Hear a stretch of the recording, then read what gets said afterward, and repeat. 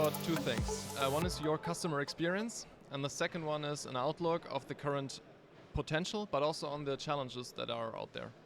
So, yeah, let's start with your experience using the vehicle-to-grid technology and how you would assess it right now, also with your professional view on this topic. Yeah, thank you very much, Simon. I think it's the second time in 3 months that we see each other and talk about the vehicle-to-X topic, which is kind of passion for me. Mm-hmm. After cell manufacturing and bringing battery cells to Germany, what happened so far, it's a next big thing in my opinion. And for that, I think it's very important that you make your own experience. And therefore, I installed at my home. I built a new house 2 years ago. And I have a PV system, a 10 kilowatt hour battery storage system from E3DC.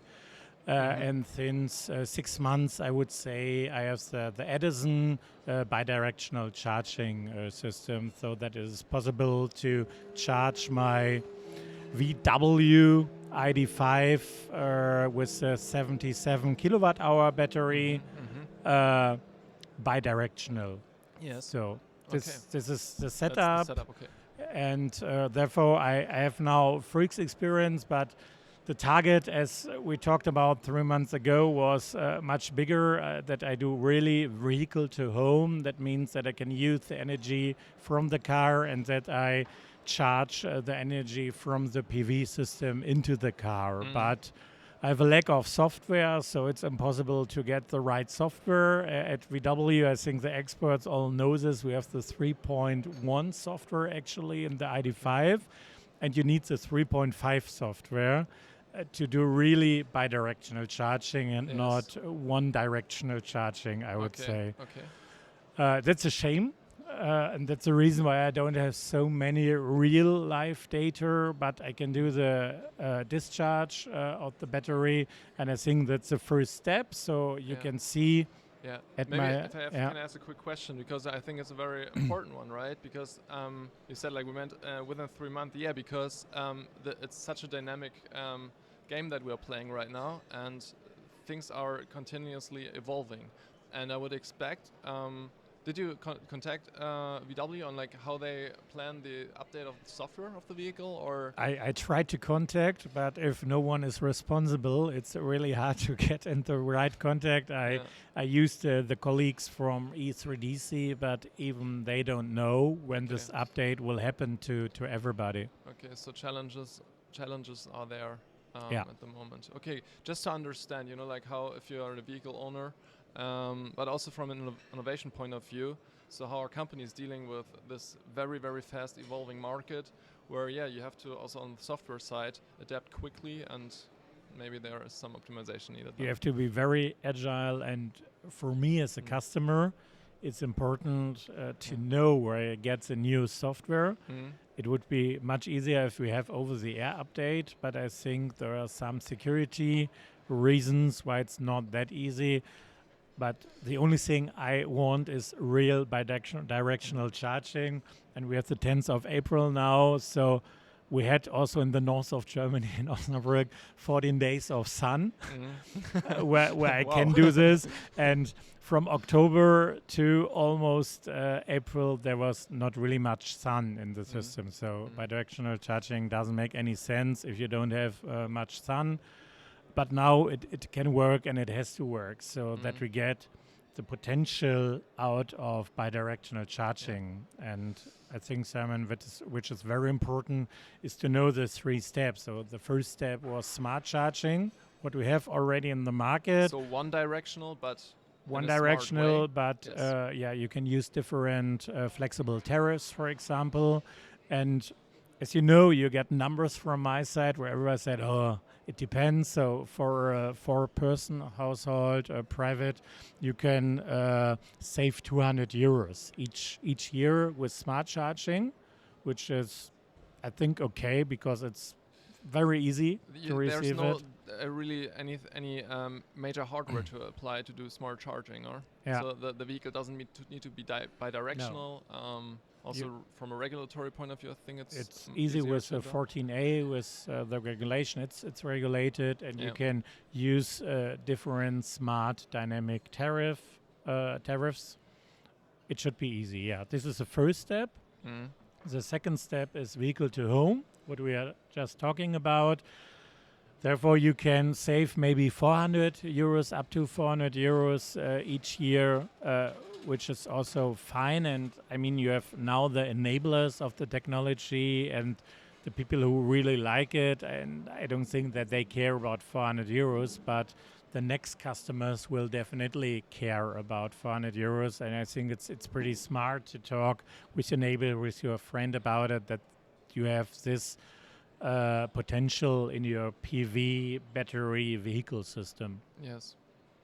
Interesting. So I think you are one of the early adopters with your case. So maybe to put this in perspective, when do you expect this to become mainstream?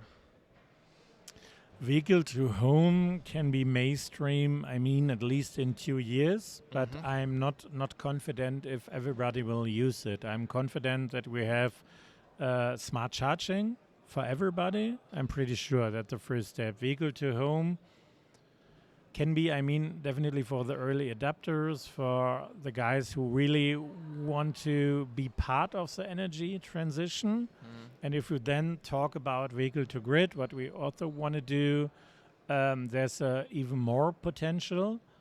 But therefore, your question, when will this come to the market, is very complicated, because I was part of a group where we made a proposal or a recommendation paper for Robert Habeck, and Robert Habeck used this to go to the EU and said, okay, vehicle to grid is very, very important.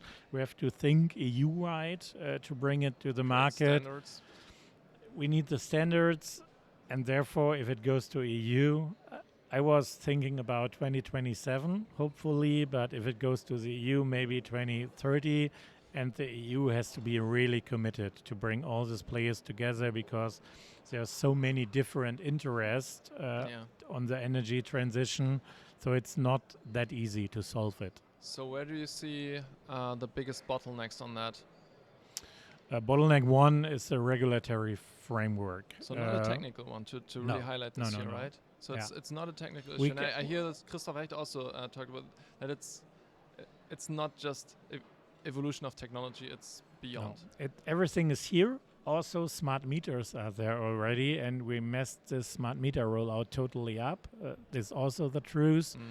And we have to be very quick, and we need the politics to make it happen. Yes, that's also one of my interests, because I hear this more and more and more, that we need some political decision making, a little bit more speed, a little bit more velocity to bring our potential to the market, because everyone is pushing from industry, and it's really them.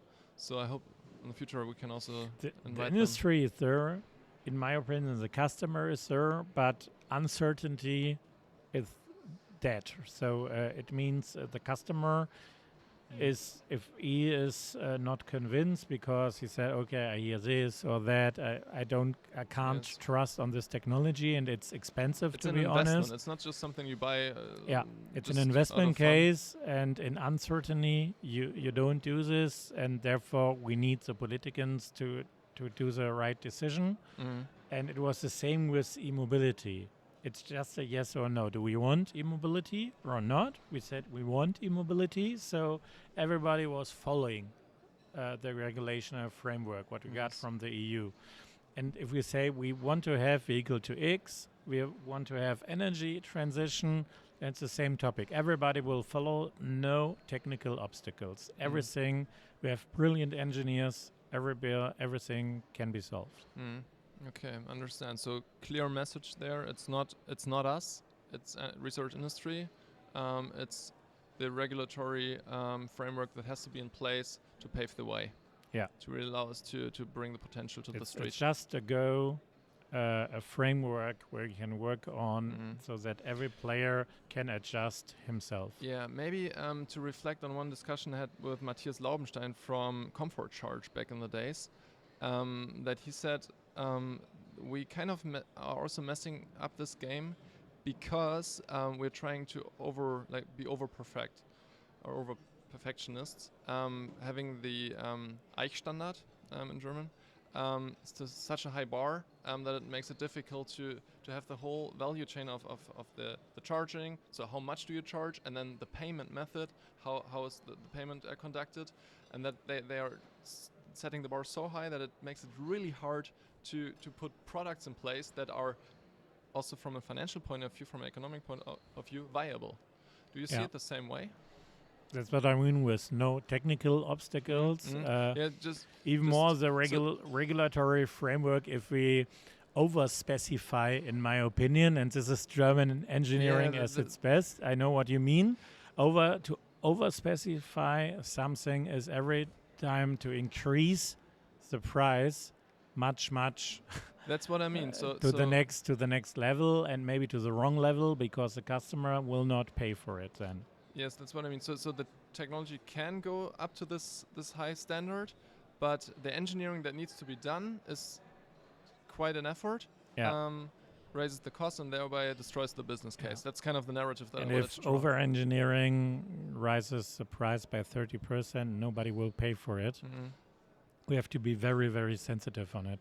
So to talk also about positive things, if you are reflecting the vehicle-to-X industry right now, and also the research side, what do you think is one of the big levers that we're pulling at the moment? So where is the potential?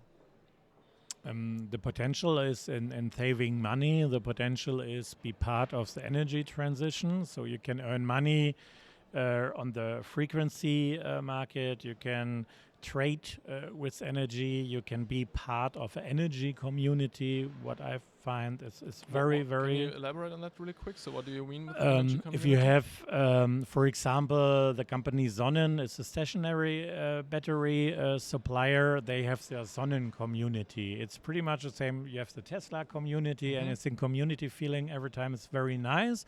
And the Sonnen community, there they exchange their energy out of their battery. So they bring the PV system energy into the stationary battery, and then they put all of the batteries together, let's say 1,000 batteries of the customers, and this is the energy community. And I think this is very smart, because you can trade with your energy. At the market together, you can give it to other players in the community, or you can do trading with it and receive and earn money with it. And we have the same with the cars. So you can bring the different electric cars together to be your own energy community. Okay, understand. Yeah, that's a nice vision that also has a social aspect to it, correct?